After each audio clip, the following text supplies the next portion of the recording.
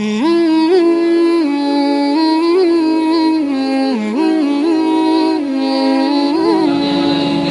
apa saya punya banyak penghasilan, tapi toh pada akhirnya saya tidak memiliki penghasilan yang berberkah. Karena berkah ini tidak terukur, berkah ini tidak bisa diukur dengan hitungan matematis. Berkah ini kaitannya dengan rasa, kaitan dengan rasa cukup, rasa bahagia. Ini domainnya berkah itu.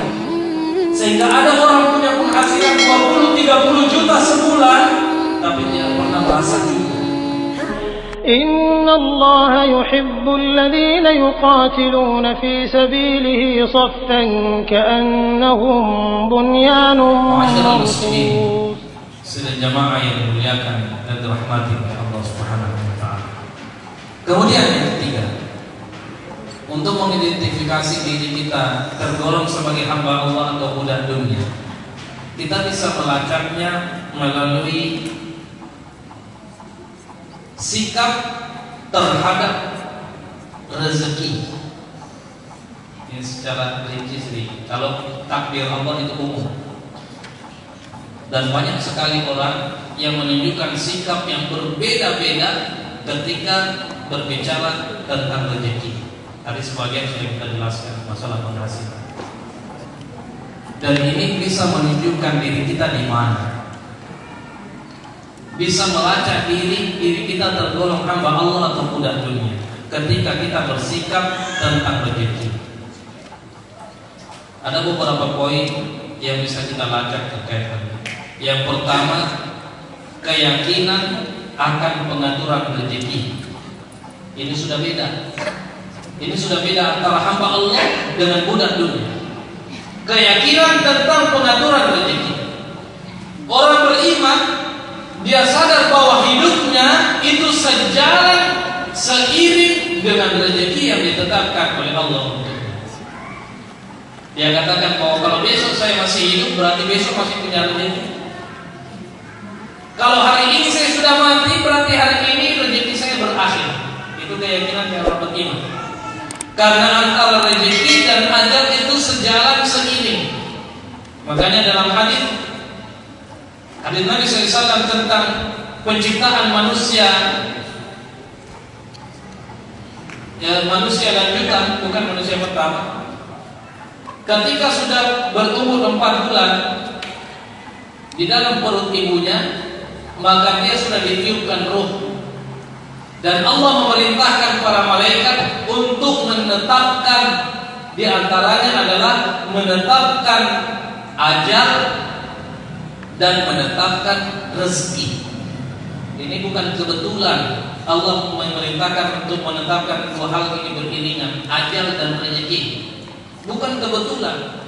Dan ini harus dipahami bahwa ketika Allah menetapkan ajal seseorang, maka pada saat itu, pada saat yang sama Allah juga menetapkan rezeki seseorang pada akhir ajal yang ditetapkan.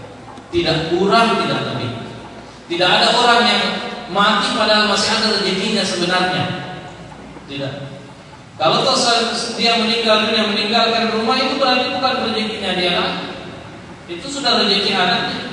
Toh banyak orang yang ingin menyuap dirinya, tapi tiba-tiba suapannya terjatuh dan tidak sampai ke mulutnya.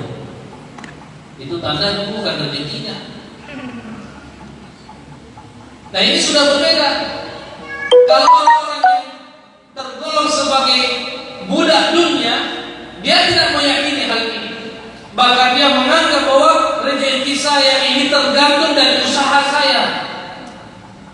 Kalau saya usaha dalam satu hari 6 jam kerja, berarti rezeki saya 6 jam kerja. Sehingga yang ada di benaknya, rezeki saya tergantung masa saya kerja. Padahal kalau kita ingin membandingkan kehidupan sekarang dengan kehidupan orang-orang tua kita dulu, coba lihat orang-orang tua kita dulu, kerjanya di sawah misalnya, di kebun. Dia kalau mau ke sawah atau mau ke kebun atau yang nelayan, kalau sebelum keluar ke laut, dia sempat dulu makan sama-sama, makan pagi sama-sama sama keluarganya. Nanti sudah tinggi matahari dia baru keluar. sebelum malam sudah pulang bercengkrama lagi sama anak-anaknya, mendidik anaknya dengan cara yang Islami, dan dia bisa menyekolahkan sampai anaknya jadi doktor, profesor. Banyak sekarang orang yang sudah titelnya profesor, kerjanya banting tulang, peras keringat, sebelum subuh sudah keluar, nanti datang sudah tengah malam baru pulang ke rumahnya, tapi rezekinya biasa-biasa saja. Bahkan untuk menyekolahkan anaknya di pesantren masih pikir panjang, pesantren mahal sekali ini, kayaknya susah di situ, cari yang gratisan saja.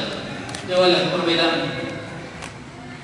Padahal masa kerjanya lebih panjang. Ini menunjukkan bahwa masa kerja itu tidak menentukan banyak tidaknya rezeki. Karena terjadi perbedaan pada keyakinan kita akan pengaturan rezeki. Ini pertama. Yang kedua, perbedaan kita di dalam menilai rezeki itu seperti apa. Kalau orang beriman, dia anggap semua kebaikan itu rezeki. Dia anggap semua kebaikan rezeki, kesehatan rezeki, anak yang saleh salehah rezeki, ya kan? Kan banyak itu. Kalau ada orang belum punya anak, dikatakan belum berapa anak, aduh belum dapat rezeki, kan istilahkan rezeki. Tapi kalau dia budak dunia, aduh jangan banyak-banyak anak, nanti mau kasih makan apa? Nih, kan ini yang ada di benak kita sekarang. Padahal sebahagian lain kalau ditanya berapa nih anaknya, aduh bulan belum dapat rezeki, diistilahkan anak itu sebagai rezeki. Ini orang beriman. Tapi orang tidak beriman takut. Jangankan punya anak, bersuami beristri saja takut mau dikasih makan apa nanti anaknya orang. Seakan-akan dialah penguasa rezeki itu.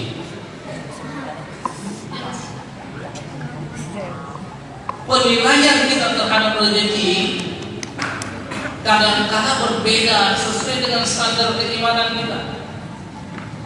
Budak-budak dunia yang dia anggap rezeki itu cuma fulus tadi, nanti dia anggap mendapat rezeki kalau dia punya fulus, padahal dia tidak tahu kesehatan juga rezeki. Sehingga kadang-kala ada orang yang puluhan tahun hidupnya dilakukan untuk mengejar penghasilan, di akhir kehidupannya puluhan tahun hidupnya untuk menghabiskan apa yang dia sudah kumpul untuk berubah. Kebanyakan sekarang itu lah, 20 tahun kerja sebagai direksi, kumpul uang banyak-banyak. Begitu 10 tahun terakhir hidupnya, habis semua harta dijual untuk berubah. Ada mie asam uratnya, ada mie hipertensinya, ada mie kolesterolnya, ada mie ini, ada mie itu, habis semua. Padahal tadinya dianggap ini harta ini rezeki. Karena kesehatan itu rezeki, teman yang saleh itu rezeki. Ya, jangan macam-macam dengan persahabatan. Ada hadis Nabi SAW mengatakan bahwa ada orang yang diselamatkan dari neraka masuk ke dalam surga karena temannya, karena sahabatnya. Maka hati-hati kalau mau cari teman, cari teman yang saleh, dan teman yang saleh itu rezeki bagi orang yang beriman. Anak yang saleh salehah rezeki. Buat apa punya anak sedikit tapi pecandu narkoba? Lebih baik punya anak yang banyak tapi saleh. Iya. Banyak orang yang berpikir rezeki itu cuma pada penghasilan, sehingga semua waktunya dia kerahkan untuk mencari itu, untuk mencari penghasilan itu. Tapi dia lupa bahwa satu saja Allah putuskan sesuatu dalam kehidupan kita yang hitungan detik Allah bisa mengambil semua yang kita miliki. Lihat kasus di Palu. Lihat kasus di Palu. Bukan cuma rumah-rumah sederhana yang hancur, rumah megah dengan mobil yang mungkin lebih dari satu terparkir di situ hilang dalam hitungan detik. Kalau cuma itu yang kita anggap sebagai rezeki, maka yang ada dalam kehidupan kita adalah kesengsaraan. Yang ketiga, dalam sudut pandang rezeki ini, sikap terhadap rezeki ini, terjadi perbedaan cara mencari rezeki. Ini juga berbeda antara hamba Allah dengan budak dunia.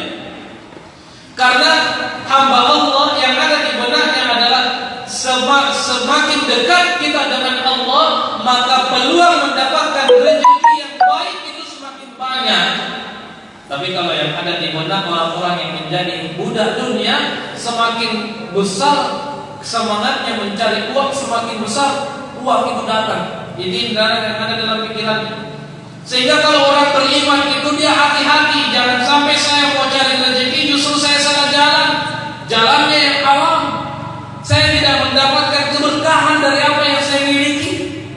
Kalau orang yang statusnya sebagai budak dunia tidak masa bodoh dengan cara halal haram sikat semua, yang penting saya bisa dapat. Riba dimakan, penipuan dilibas.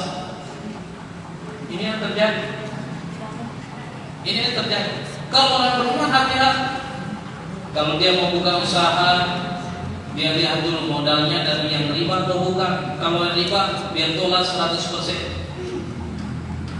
Karena yang ada di pikirannya, buat apa saya punya banyak penghasilan, tapi toh pada akhirnya saya tidak memiliki penghasilan yang berberkah. Karena berkah ini tidak terukur ya. Berkah ini tidak bisa diukur dengan hitungan matematis. Berkah ini kaitannya dengan rasa. Kaitan dengan rasa. Rasa cukup, rasa bahagia, ini domainnya berkah ini. Sehingga ada orang punya penghasilan 20-30 juta sebulan, tapi tidak pernah merasa cukup. Ada orang penghasilan mungkin 1-2 juta, tapi Masya Allah dia bisa menghidupi anaknya yang banyak, istri satu saja. Ada juga punya istri banyak, penghasilannya biasa-biasa saja. Bahkan kadang-kadang penghasilan 1-2 juta ini dia bisa menghidupi mertuanya, orang tuanya sekaligus di rumahnya. Tidak pernah dia panik. Kenapa? Karena ada nilai yang tidak terhitung dengan hitungan matematis yang kita istilahkan dengan nilai berkah. Keberkahan ini kaitannya sekali lagi kaitannya dengan rasa. Rasa cukup, rasa bahagia. Ada orang punya penghasilan puluhan juta tidak pernah bahagia, cekcok setiap hari dengan istrinya, bermasalah setiap hari dengan anaknya, bermasalah setiap hari dengan tetangganya. Untuk apa punya harta banyak tapi punya masalah setiap hari? Atau dia punya harta banyak tapi setiap bulan dia harus berobat ke Singapura. Padahal ada orang 200-300 ribu sebulan, obat puskesmas juga selesai masalah. Perbedaan dalam mencari rezeki. Yang keempat, perbedaan di dalam melihat hasil dari apa yang dia sudah usahakan. Ini antara hamba Allah dengan budak dunia berbeda. Kalau hamba Allah, alhamdulillah, saya sudah berusaha, ini hasilnya saya syukuri, selesai masalah. Tidak banyak embel-embelnya. Dia didik juga keluarganya untuk begitu. Dia didik keluarganya untuk itu. Dia katakan ke istrinya, ya syukuri ini. Ini yang dikasih sama Tuhan. Bismillah kita jalani kehidupan kita ini sesuai dengan keinginan Allah. Selesai masalah. Tapi kalau dia budak dunia, tidak pernah ada habisnya. Jadi banting tulang setiap lama begini hasil. Capek-capek tanda tangan RPP ini sebegini hasilnya sertifikasi. Ya, guru-guru kan kadang seperti ini. Kadang-kadang guru itu statusnya honor dari Allah saja yang lebih diutamakan. Tapi jangan banyak mengeluhnya. Hasil bagi orang beriman hamba Allah dia anggap clean. Ini hasil usaha saya. Bismillah saya nikmati, saya syukuri. Berapapun itu. Tapi bagi orang yang statusnya sebagai budak dunia tak sampai di sini. Keluhannya luar biasa. Dikasih penghasilan 1 bulan, 5 bulan dikasih penghasilan baik, tapi yang diingat yang 1 bulannya. Jadi dulu 5 bulan yang lalu begini penghasilan. Yang dikeluhkan pun yang tidak baik. Karena menilai hasil berbeda mereka. Kemudian yang kelima, kaitan dengan rezeki ini, sikap mereka terhadap rezeki ini dilihat dari perbedaan cara penggunaannya. Ini juga dalam kaitannya dengan keberkahan. Rezeki yang didapatkan bukan dengan cara yang diridhai oleh Allah, cenderung akan habis tanpa ada nilai yang berarti. Ini banyak sudah dirasakan.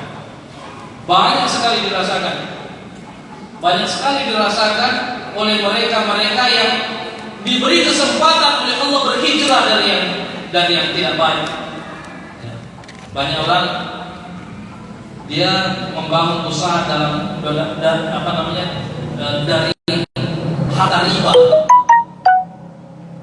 Begitu dikasih kesempatan berhijrah oleh Allah Subhanahu wa taala, baru dia ceritakan, dulu Ustaz, saya gaji saya sekian, tapi saya tidak tahu, habis begitu saja, tidak ada yang berarti. Tapi alhamdulillah sekarang kerjaan biasa-biasa saja, membangun usaha tidak dari harta yang halal, alhamdulillah selalu saja ada jalan keluar terhadap problem-problem yang terjadi. Ini bisa kita lihat. Bahkan ada orang keluar dari jabatan tertinggi di salah satu bank untuk menjadi tukang ojek demi meninggalkan harta riba, dan dia katakan, saya lebih menikmati kerjaan saya sekarang ini daripada dulu di kantor sebagai direksi tapi berdasarkan harta yang halal. Selalu saja ada masalah setiap hari. Kalau bukan masalah kesehatan, masalah rumah tangga, masalah dengan klien, dan berbagai masalah-masalah yang lain yang cenderung membuat saya tidak tenang. Tapi begitu saya beralih profesi, bayangkan dari jabatan tertinggi dalam satu bank konvensional menjadi tukang ojek, Masya Allah, drastis sekali. Tapi dia menikmati. Kenapa? Karena berbeda cara penggunaannya, termasuk cara mengelola harta. Kalau orang beriman, dia sisihkan untuk zakat, dia sisihkan untuk sedekah, dia sisihkan untuk membantu anak-anak yatim dan fakir miskin. Kalau orang yang diperbudak oleh dunia, dia tidak mungkin, kalau saya kasih 1.000 berarti berkurang dong punya saya 1.000. Itu yang ada di pikirannya. Besok bulan depan aku penghasilan nanti segini kalau saya sedekah. Akhirnya tertutup